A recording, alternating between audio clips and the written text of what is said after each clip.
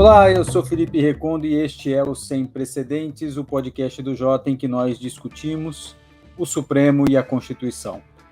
No episódio de hoje, uma liminar solitária do ministro Dias Toffoli provocou críticas entre membros do Ministério Público, mas foi discretamente celebrada no gabinete do Procurador-Geral da República, Augusto Aras. Toffoli afastou a possibilidade de um promotor ou de um procurador ser acusado da prática do crime de prevaricação quando deixa de oferecer uma denúncia ou investigar algum caso, por exemplo, o amparo em interpretação da lei e do direito, entre aspas. A decisão de Toffoli foi a pedido de uma das associações que defendem membros do Ministério Público e restringe a aplicação do artigo 319 do Código Penal, que tipifica o crime de prevaricação. Esse artigo diz que é crime retardar ou deixar de praticar indevidamente ato de ofício ou praticá-lo contra disposição expressa de lei para satisfazer interesse ou sentimento pessoal.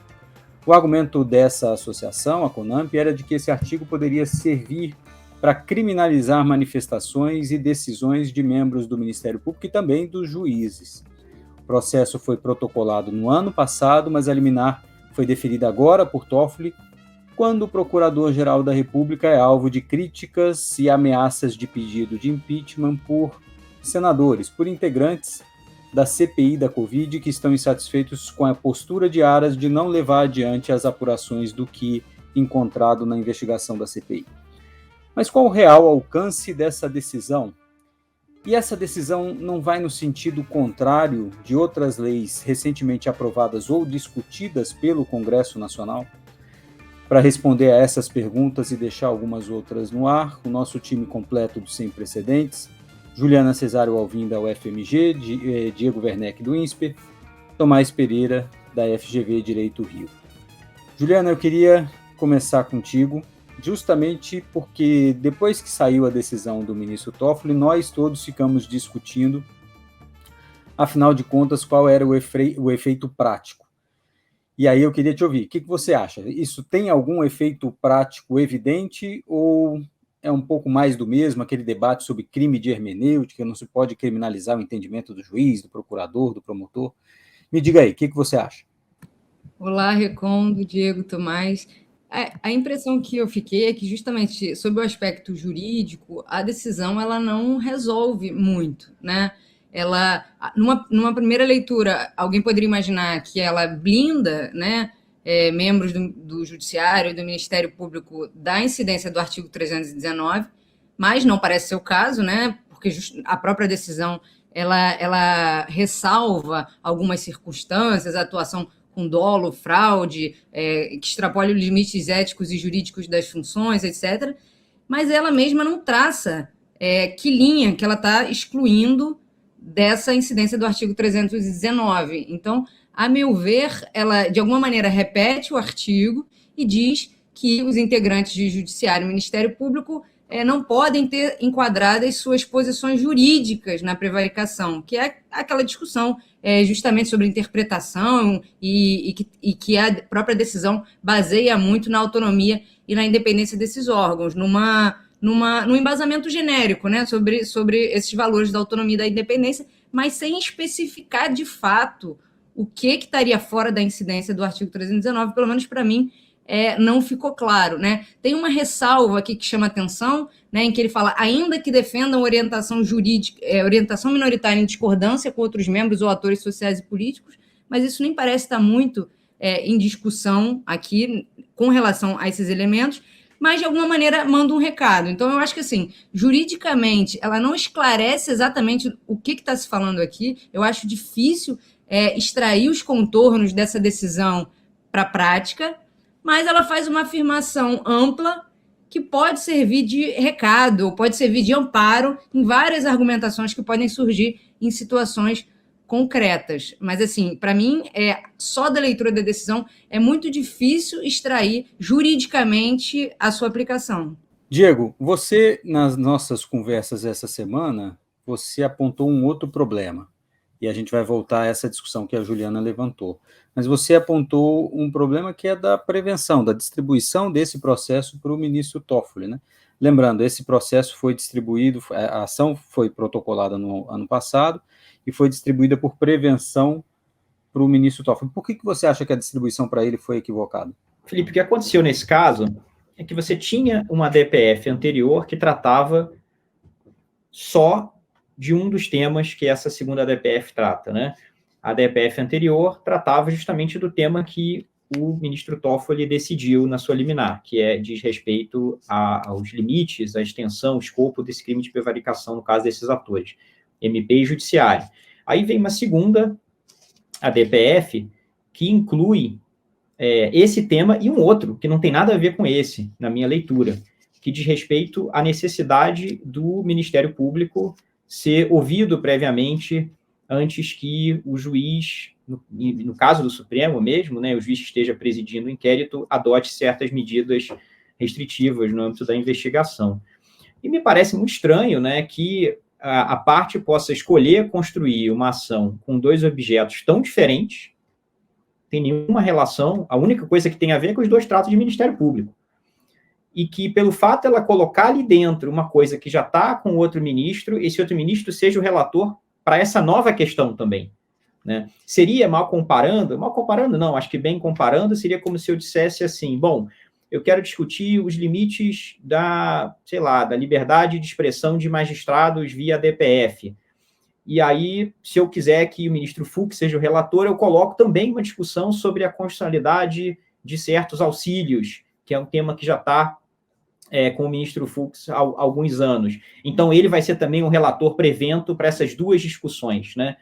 Como nesse caso o Toffoli decidiu só um dos dois temas, o que, aliás, é uma outra coisa também um pouco curiosa da decisão, né? Ele vê perigo em mora numa discussão, vê perigo em mora em você não dar essa sinalização que ele deu de que prevaricação não pode ser usada para coibir o livre convencimento, mas não vê perigo em mora na pergunta se o Ministério Público precisa ser ouvido previamente ou não antes dessas medidas adotadas no âmbito de investigações. Diga lá, Felipe.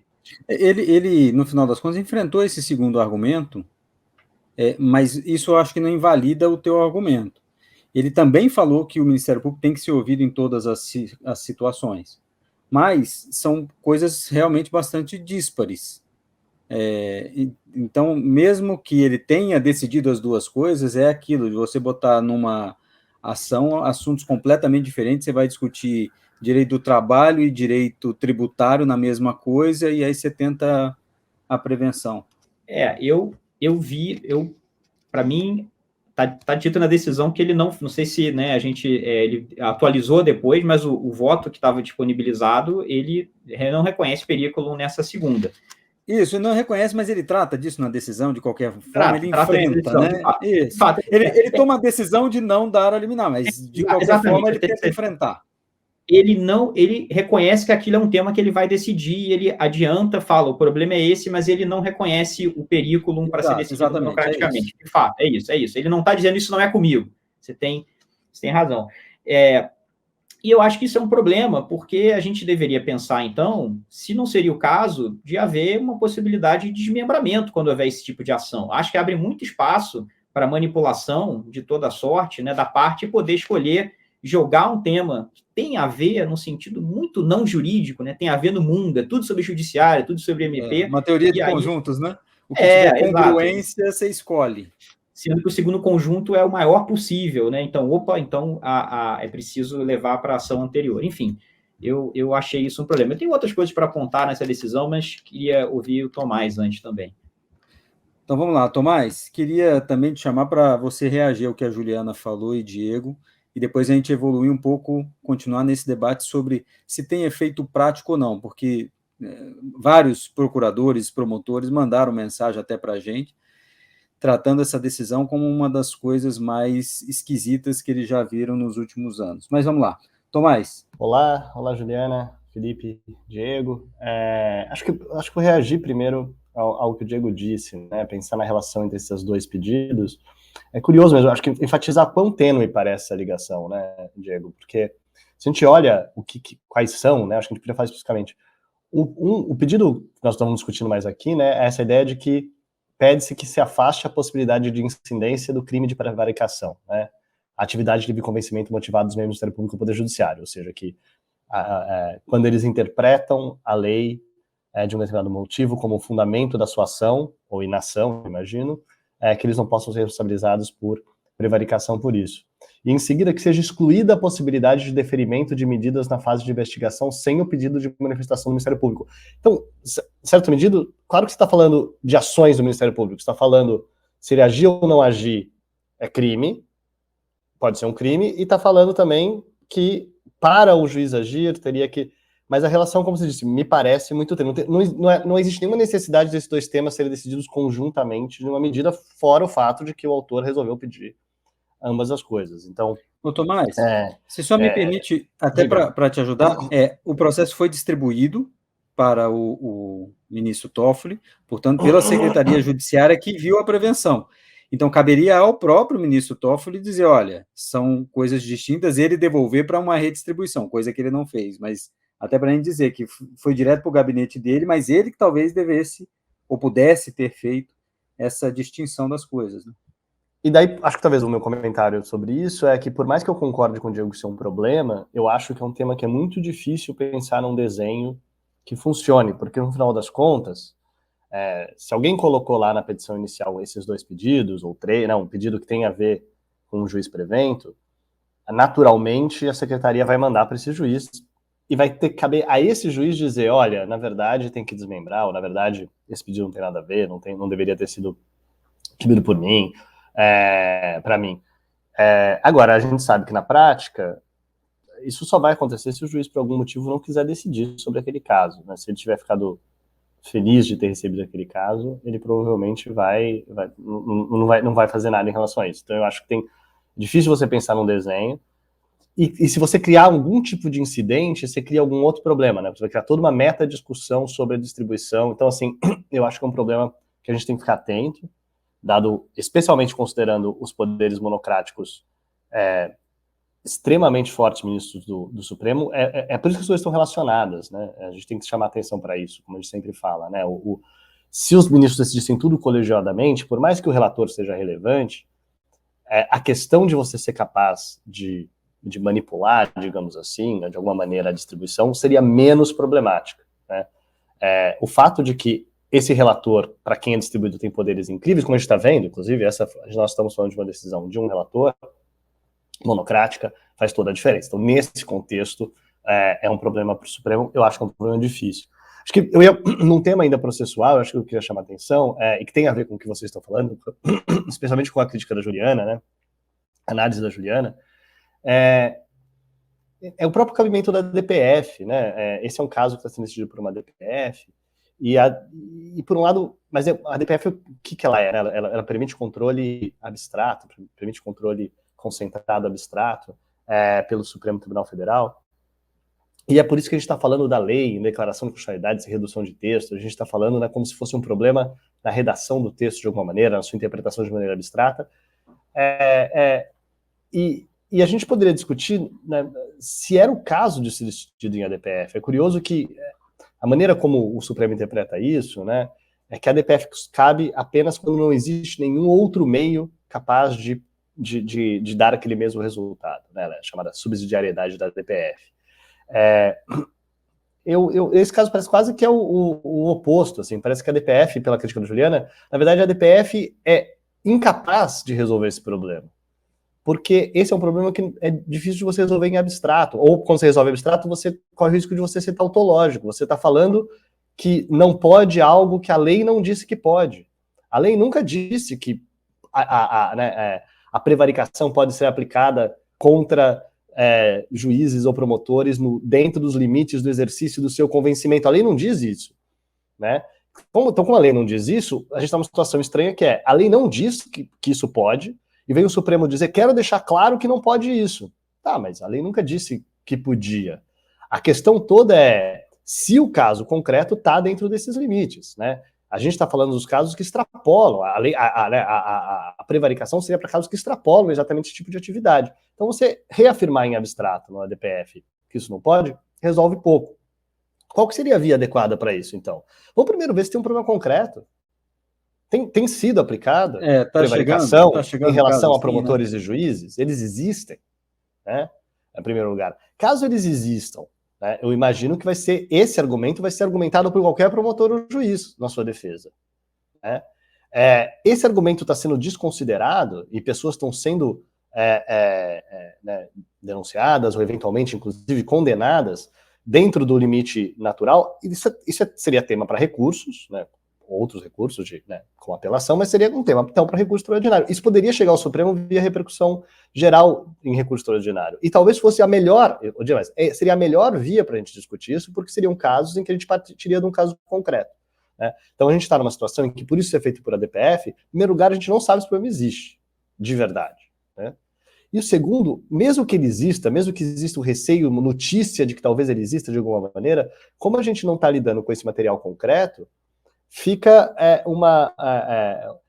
a denúncia da possibilidade de algo abstrato realizada e a proibição em abstrato de que ela seja realizada no futuro. Parece que não resolve o problema. Então, e eu só chamaria atenção, no entanto, que essa questão da subsidiariedade da DPF, com frequência, volta ao que eu estava falando antes. No final das contas, com frequência, é uma maneira que é interpretada, uma válvula que o Supremo interpreta, relatores especificamente interpretam de uma maneira particularmente livre, né, em que parece que, né, porque qual que é o requisito, né? Então vou usar as palavras do próprio ministro Toffoli, né?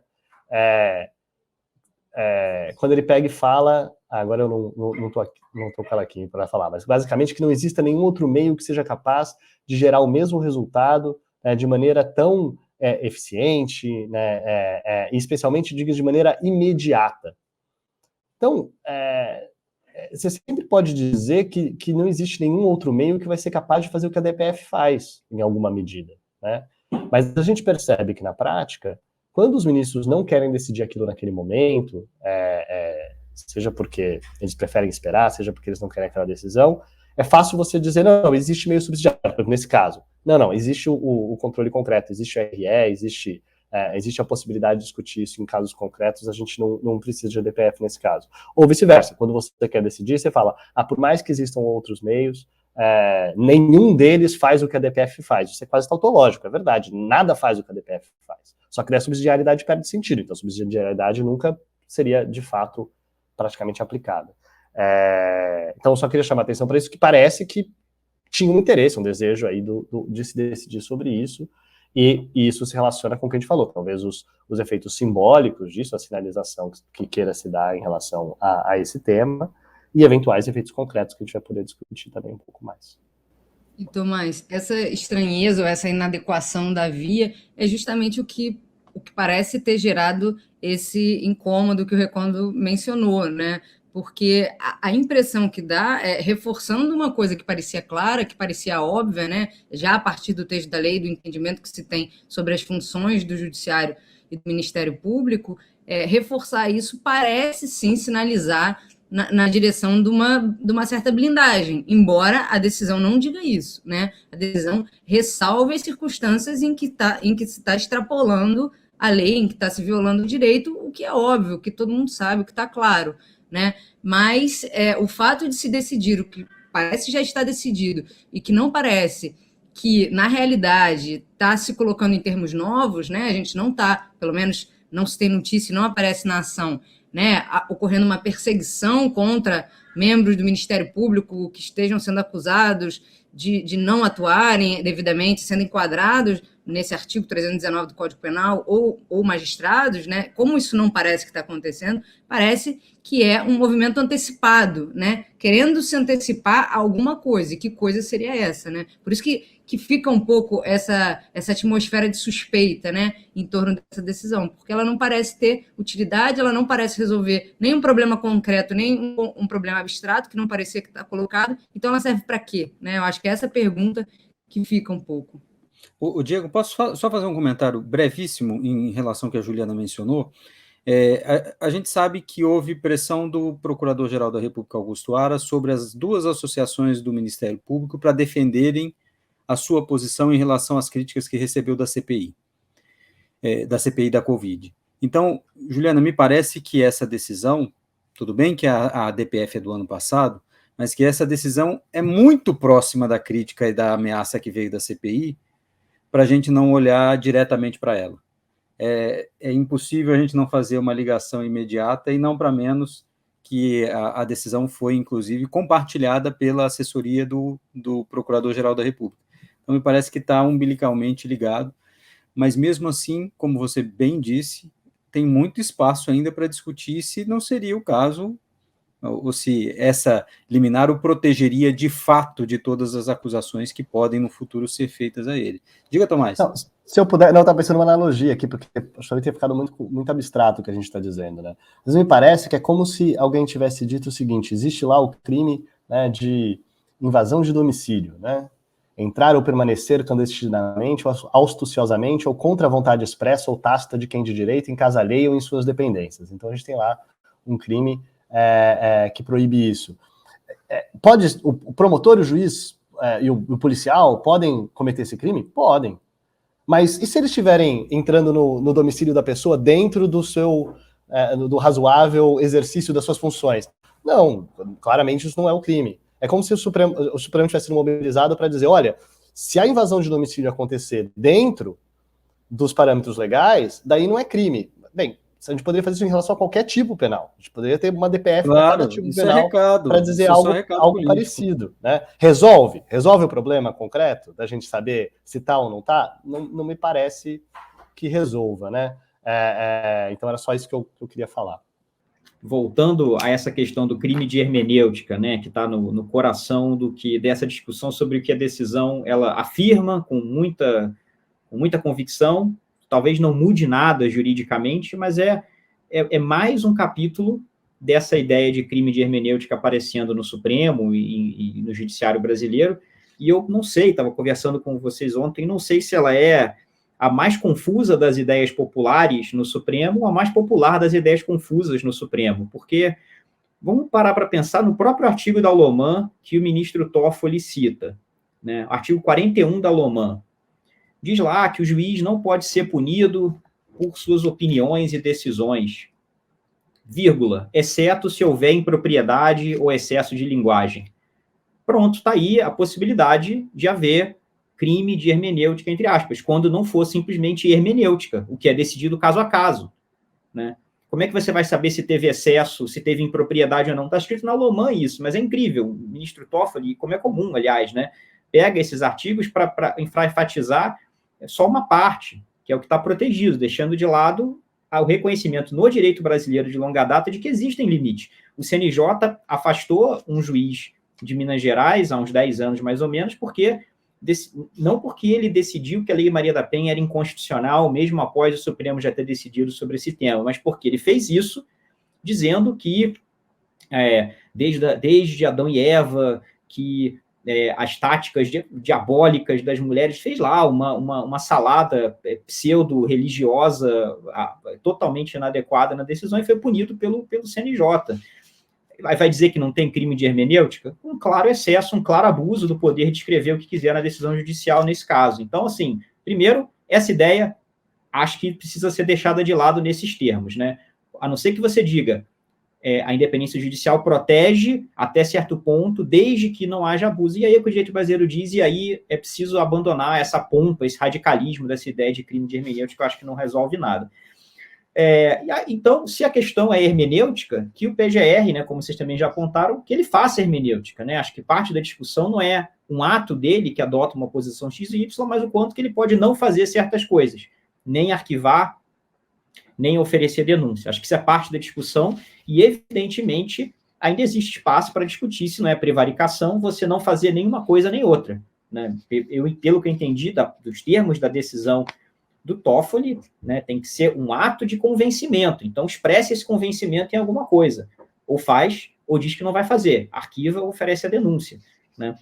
E um outro ponto sobre os efeitos dessa decisão, acho que é importante, além da sinalização de decisões futuras, que é muito importante, e do simbolismo da decisão, tem o ponto de que, como o Supremo entende, em vários casos aceitou reclamações contra, em processos de controle concentrado e abstrato, passou a aceitar reclamações de pessoas e entidades que se mostrem prejudicadas por decisões judiciais que descumpram esse entendimento, em tese, que vai acontecer, né? E o Tomás estava prevendo também essa implicação que seria a bagunça que pode acontecer quando agora todo caso que envolva aplicação potencial do crime de prevaricação a, né, um membro do Ministério Público tem a via da reclamação aberta para o Supremo, né? E acho que isso essa é uma implicação jurídica processual, não material da decisão do ministro Toffoli, né? Agora vai ficar aberta a via da reclamação para que o Supremo seja, assim, o patrulheiro, né, da microaplicação desse crime de prevaricação a casos concretos, não em grau de recurso, não como chegando lá com recurso, mas para reclamação. E tem um ponto, né, Diego, já te passo a palavra, Tomás. Isso também não resolve o problema se por um acaso os senadores quisessem abrir um procedimento de impeachment contra Augusto Aras, isso não resolveria. Uma ação como essa não resolveria, porque aí estaria em outra esfera e o processo andaria do mesmo jeito. Ele poderia até tentar contestar, mas é um argumento retórico a mais nessa briga que está sendo travada dele com os senadores e mais ainda, né, com o próprio Ministério Público. Diga, Tomás. Eu ia chamar a atenção, eu acho importante o Diego ter falado isso, né, que a gente falou dos efeitos simbólicos, tem um efeito concreto de você ter essa via da reclamação, que mesmo que ela não... Tem dois elementos aí, né? Um, que todo o processo em que for discutida prevaricação de um juiz ou promotor, vai ter essa discussão, não só a discussão em abstrato da inconstitucionalidade, mas a discussão sobre a existência de uma decisão do Supremo, a relação entre as duas coisas, o cabimento ou não dessa reclamação. Então, tudo isso já complexiza, torna mais demorado, torna mais problemático, torna mais complexo esses casos, em benefício, inclusive, dificultando que se chegue ao final e um resultado, né, de maneira célere e eficiente, digamos assim. Mas eu acho que tem uma outra questão que o Diego falou, né, sobre... isso, a gente está falando aqui, a posição é muito abstrata, né? Só que no final das contas, quem vai decidir como essa decisão abstrata se aplica no caso concreto, se as reclamações começarem a ser vistas, daí sim vai ser o juiz relator dessa reclamação. E daí não é que o Supremo, eu digo assim, parece que o Supremo vai se tornar o árbitro disso. Menos, não é exatamente isso, talvez é mais grave, vai ser o relator dessa reclamação, vai ser quem vai decidir se aquele caso concreto está dentro ou não de uma categoria que é amplíssima, né? Que não está na própria decisão. Na decisão do Toffoli não estão parâmetros concretos, claros, específicos e objetivos que permitam que a gente entenda o que está dentro e o que está fora. Na cabeça do ministro Toffoli talvez esteja, mas não está propriamente nessa decisão. Então quem vai aplicar essa decisão vai decidir, e beneficiando alguns juízes e alguns promotores que tomaram algumas decisões ou não tomaram algumas decisões e prejudicando eventualmente outros ao não ser concedida a reclamação no caso deles, dizendo que está fora. Então, eu diria que é mais grave, tem duas gravidades aí, né? Um é o problema do efeito de complexizar todos esses casos concretos, né, e tornar mais difícil, por exemplo, eventualmente a punição de quem de fato prevaricou, mas para além disso tornar o relator desse caso,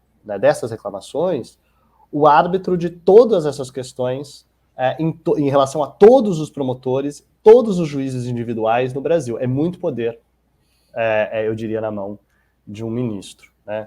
Ô, Tomás, isso que eu ia falar. Tomás, eu queria juntar, então, isso que você mencionou agora com a pergunta que eu faria, e te chamo de novo, e quero ouvir depois Juliana e Diego também.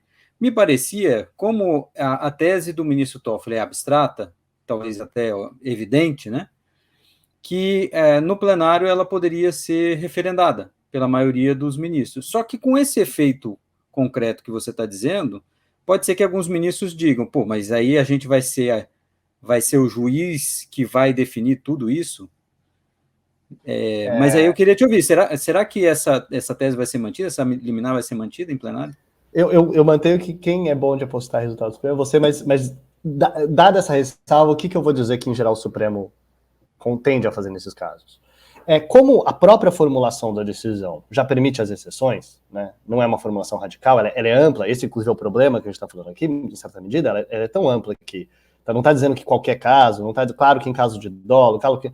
Então, é difícil para um ministro não concordar com algo, como eu disse, algo que reafirma algo que ninguém disse que é problemático. Exato. Né? Só se fosse para ir além, só se fosse para dizer que nem cabia essa DPF, só se fosse para... Daí seria possível, eu acho, mas em termos da tese concreta, é difícil você dizer que tem algo errado em afirmar que, né, não é prevaricação o caso em que o juiz ou o promotor se comportou dentro dos limites do seu convencimento. Simplesmente afirmar essa frase, é difícil você dizer discordo disso, né? O que eu preveria por isso? Por isso, isso me parece que tem uma chance grande de ser confirmada por causa disso. Eu acho que, além disso, a gente tem... E é interessante algumas pesquisas que indicam, né, tendência de ministros votarem. Tem alguns ministros que tendem a votar de maneira particularmente previsível, de relação favorável, quando quem está pedindo são associações de juízes e promotores. Então, acho que a gente tem que imaginar que alguns juízes, claramente, alguns ministros do Supremo, que tendem a votar favoravelmente a esse tipo de argumento quando eles são trazidos, não só, né, as duas coisas, né, o argumento tem relação com os juízes e promotores, mas além disso, quem traz isso, as duas coisas são relacionadas, são essas associações, né, as associações promotores e juízes. O Diego, inclusive, tem pesquisa em outras áreas em que analisa exatamente isso, né, a atuação e o sucesso dessas associações especificamente no Supremo em certos casos. Então a gente sabe disso, tanto dessas associações em geral no Supremo, como específico em relação a certos ministros e ministras. Então eu acrescentaria isso. Mas para poder fazer uma previsão, eu diria que, confirmado ou não, algo me diz que, se isso for decidido no plenário físico, nós veremos discursos, né, dos dois lados, né? Então, alguns ministros particularmente críticos de abusos recentes que nós vivimos, por exemplo, no contexto da Lava Jato, provavelmente, confirmando ou não, decidindo ou não, vão usar essa oportunidade para relembrar desses abusos e criticar esses abusos e talvez criticar, inclusive, certos indivíduos específicos, né? Como, por exemplo, o juiz Moro, imagino. A gente talvez veja discursos desse tipo no plenário. E o contrário também seja verdade. Alguns ministros, como a gente já viu, talvez, não só confirmem essa decisão do ministro Toffoli, votem de acordo com ela, como aproveitem para fazer um certo desagravo e dizer que, sobre o problema dessa criminalização dos ministros e dos promotores. E eu acho que os nossos ouvintes atentos talvez consigam, inclusive, prever quais são os ministros que a gente imagina que vai fazer um tipo de discurso e qual que vai fazer o outro.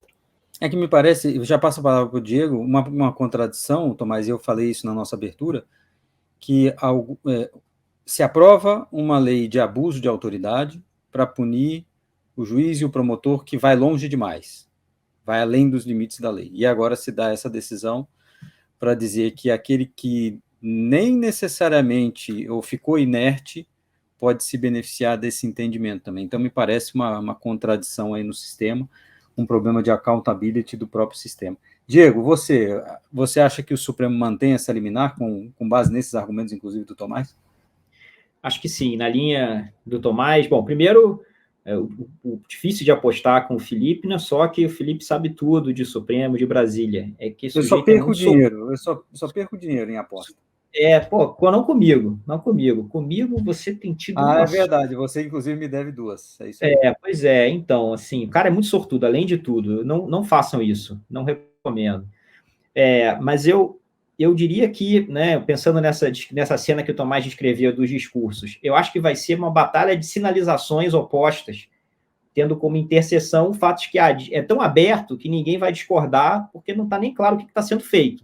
Aí vai ter gente que vai dizer: é muito importante deixar claro que isso tem que ser excepcional, exceto se for realmente uma coisa absurda, a punição. E vai ter o outro lado que vai dizer: não, peraí, tem que deixar claro, né, que a punição pode acontecer, exceto se ela for usada realmente de um jeito muito... Aí vai ser, vão sinalizar em sentidos diferentes, e o importante vai ser como é que isso vai ser operado com essas reclamações que virão no futuro, certamente. Quem quiser comemora, né? Quem quiser comemora o resultado e saberá por que está comemorando. Juliana, e você?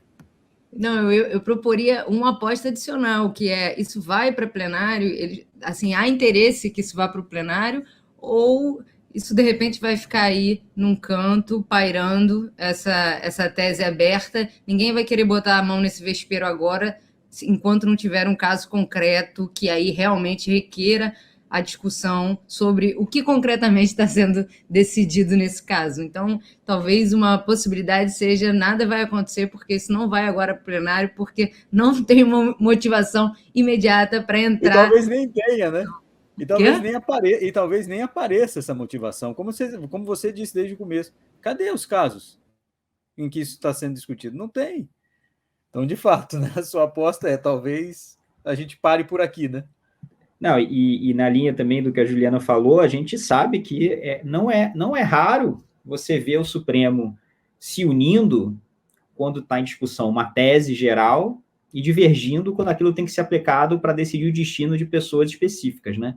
Então, acho que, né, também na linha do que o Juliano falou, só reforça também, além de ser muito aberto, em tese, não tem o destino de ninguém ainda em jogo, então, acho que essa também faz sentido, né? Se for jamais para o plenário, acho que ninguém vai se incomodar, enquanto não tiver, né? É uma boa adição. Estamos bem de apostas aqui, apostas seguras. Vamos para a nossa rodada final aqui, para a gente eleger um fato, uma personagem, uma decisão da semana. Eu queria chamar o Tomás, primeiro, Tomás, para a gente fechar o nosso programa. O que você destacaria ao final da semana? Acho que um fato, um julgamento da semana, né, de impacto muito grande, e que a gente, né, talvez vá falar mais detalhadamente no futuro, mas que até porque o caso ainda está em aberto, não terminou o julgamento, é aquele que afeta né, a decisão sobre o fundo eleitoral, né, o valor do fundo eleitoral, se será de 4,9 bilhões, se não vai ser. A gente viu o ministro André Mendonça agora, né, recém-empossado, iniciando sua atuação no Supremo, declarando inconstitucional, né, uma decisão em vários sentidos ousada, né, em termos de não só pelo impacto, algo que impacta o sistema político, mas em geral pelo argumento, né, o Supremo interferindo no que pode ser gasto, o que não pode ser gasto, né, usando princípios abertos, né, falando da Constituição para tomar uma decisão muito concreta e dizer que aquilo é inconstitucional. Não parece que essa decisão, né, não vai ser seguida, né, a divergência foi aberta pelo ministro Cássio Nunes, então tem mais um ponto relevante aí, os dois ministros nomeados pelo Bolsonaro em sentido contrário, nesse caso, de poder perguntar por quê, né? Claro que uma parte pode ser argumento jurídico, de livre convencimento deles, né, que é claro, mas a gente pode pensar o quanto que os impactos concretos dessas decisões, a maneira como eles encaram a relação com o legislativo, seja em geral, seja nesse momento concreto, afeta essas decisões. Os outros ministros foram seguindo a decisão, essa divergência aberta pelo ministro Cássio Nunes, que deve estar muito feliz, né, que passou tantas decisões recentes em que ele era o único ministro vencido, e agora ele tem tido algumas em que ele está abrindo divergências que estão sendo seguidas pela maioria. Ele deve estar, né, se sentindo bem mais validado do que talvez durante o primeiro ano aí da sua atuação no Supremo. Mas é um caso relevante, é um caso que impacta diretamente as eleições, que impacta diretamente a relação do Supremo com o Legislativo, né? Lembrando, inclusive, outro caso recente sobre isso, quando a gente falou sobre também relacionado ao orçamento e uso de orçamento, de ser um caso que está nessa linha também. Orçamento, e os dois relacionados a interesses diretos de deputados, senadores, líderes partidários e tal, né? Então é mais um caso que afetaria diretamente isso, e também que afeta a relação com o executivo, né, que teve esse conflito sobre esse tema entre o governo, né, ou pelo menos alas do governo, né, a ala do Guedes contra esse gasto nesse momento e assim por diante. Então eu acho que é um tema relevante, é um tema que a gente vai continuar vendo, tem muita coisa em relação a ele que acho que, né, por caso concreto, mas também que nos fala sobre as dinâmicas do Supremo, a relação com o Legislativo, a relação com o governo desse momento, a relação entre os ministros, é um caso que propicia diversas dessas coisas, mas em termos de efeito concreto, o valor que estava definido pelo jeito vai ser mantido e mantido estará, e então assim, não temos grandes surpresas ou grandes mudanças em relação ao que já estava sendo previsto para como funcionariam as nossas eleições. Talvez fosse um caso mais impactante se a posição do André Mendonça tivesse prevalecido, seja pelo impacto direto nas eleições da redução desse valor, como que isso significaria, o que isso significaria concretamente, seja por eventuais embates que gerariam entre legislativo e legisladores e o judiciário, caso isso tivesse ido para frente, né? Talvez nesse sentido fosse até uma decisão boa para o governo Bolsonaro, que está em embates tão frequentes com o governo, com o Supremo, se o Supremo tivesse entrado agora no embate com o Legislativo também, né? Ele ia ganhar mais, talvez, aliados na sua crítica ao Supremo. É parte desse contexto. Há quem analise que, para além da questão jurídica, para além de, como eu disse, ser muito complicado justificar de uma maneira jurídica que o Supremo deveria intervir nesse tipo de questão, né, sobre qual é o valor adequado ou não para o fundo numa situação como essa, tem uma questão contextual que muita gente diz, olha, não é o momento, o Supremo não vai, tem que escolher as suas batalhas, escolher os seus temas, nesse momento, ano eleitoral, em conflito permanente de anos com o governo e com o executivo, não é momento de entrar num embate direto com o legislativo, com os partidos, com os líderes partidários, né? Juliana, você, qual é o seu destaque? Eu vou destacar, então, a decisão ou a discussão, né, que está avançada na primeira turma sobre o que é considerada a maior ação trabalhista da história da Petrobras, em que se discute a remuneração mínima por nível e regime, né? A discussão é mais ou menos se os adicionais, tipo trabalho noturno e periculosidade, estão incluídos nessa remuneração ou não, né? E os trabalhadores sindicatos entendem que não, que deveriam ser pagos em separado. Houve uma decisão do TST super apertada, né, por 13-12, dando razão aos sindicatos e aos trabalhadores, mas que não chegou a ser aplicada, né? Então a indenização não foi paga à época, 2018, porque houve uma liminar concedida pelo ministro Dias Toffoli, então presidente do Supremo, né? Numa decisão também que teve sua controvérsia, né? Em que ele afirmava em que havia questão constitucional ali relevante, tudo levava a crer que sim, e ele até menciona, aliada à escassa maioria formada no julgamento, torna verossível a tese de que há matéria constitucional, então isso vai ser decidido pelo Supremo, então o pagamento da indenização fica suspenso até a decisão do Supremo, né? Então isso foi em 2018, e agora o Supremo finalmente foi decidir isso na primeira turma, né? Seguindo o voto do relator, o ministro Alexandre de Moraes, votaram Carmen Lúcia e o Dias Toffoli, mais uma vez, e o ministro Luiz Roberto Barroso se declarou suspeito, e essa maioria contra, né, a decisão do TST, então favorável à Petrobras, contra o pleito aí dos sindicatos e trabalhadores. E aí eu chamaria a atenção que houve um pedido de vistas, né, da ministra Rosa Weber. A gente imagina qual vai ser o posicionamento dela, né, historicamente favorável aos direitos dos trabalhadores, mas houve esse pedido de vista, então, que também leva a gente a perguntar qual seria o objetivo desse pedido, na medida em que ela já deve ter o posicionamento fechado. A gente conversou aqui antes, Tomás levantou a hipótese, né, de que ela venha com um voto bastante forte, que venha ecoar aí essa posição vencida, né, fazer jus aos argumentos que estão sendo levantados pela posição vencida, mas pode ser que tenha algum objetivo relacionado ao tempo do julgamento, que a gente só vai ver quando da devolução dessas vistas pela ministra Rosa Weber. Tem um detalhe, né, Juliana? Se por um acaso o voto da ministra Rosa Weber fizer, por exemplo, a ministra Carmen Lúcia mudar de posição, a gente teria um empate. E aí, regimentalmente, seria chamado o ministro mais antigo da outra turma, que seria o ministro Gilmar Mendes, que tem uma posição já conhecida na relação com empresas, sempre muito mais favorável às empresas do que a trabalhadores. Então, a Petrobras, digamos, está aliviada de qualquer forma, só agora esperando a devolução da vista. Para a gente fechar, Diego, qual o seu destaque ao fim da semana?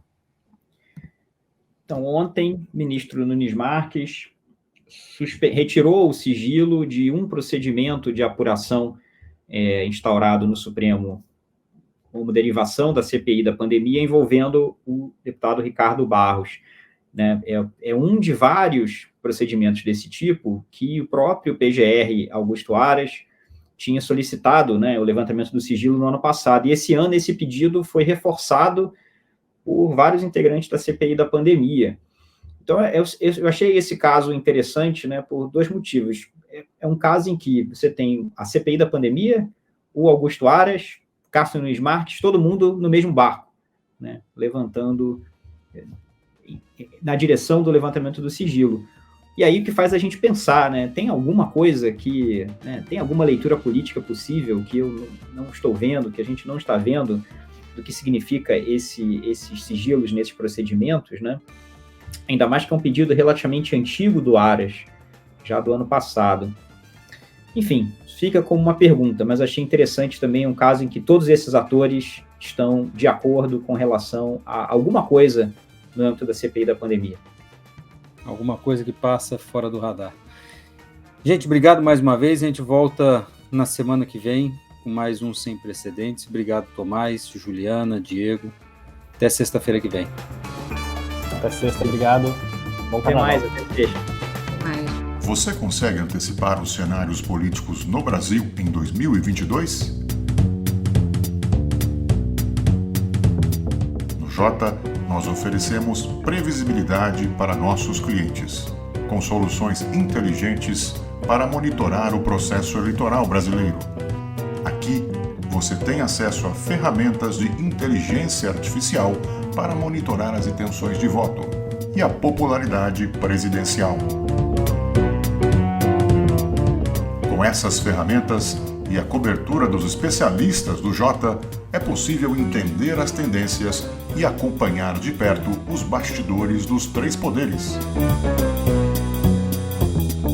A partir dessa combinação única, antecipamos, por exemplo, a decisão de março do ministro Fachin, que tornaria Lula elegível. Desde julho, também previmos que João Dória venceria as prévias do PSDB. E no dia 7 de setembro, avisamos nossos assinantes que Sérgio Moro seria candidato à presidência. Além disso, nossa cobertura permite também acompanhar de perto o Congresso para alertar nossos assinantes sobre fatos que podem interferir na eleição, como a aprovação da PEC dos precatórios e o valor exato de R$ 400 do Auxílio Brasil. Assim como acertamos o resultado da última eleição presidencial com uma margem de menos de 1 ponto percentual. E você, como está se preparando para a eleição mais tumultuada da história recente do Brasil? Tudo o que você vai descobrir só amanhã, você encontra hoje no Jota Pro Poder.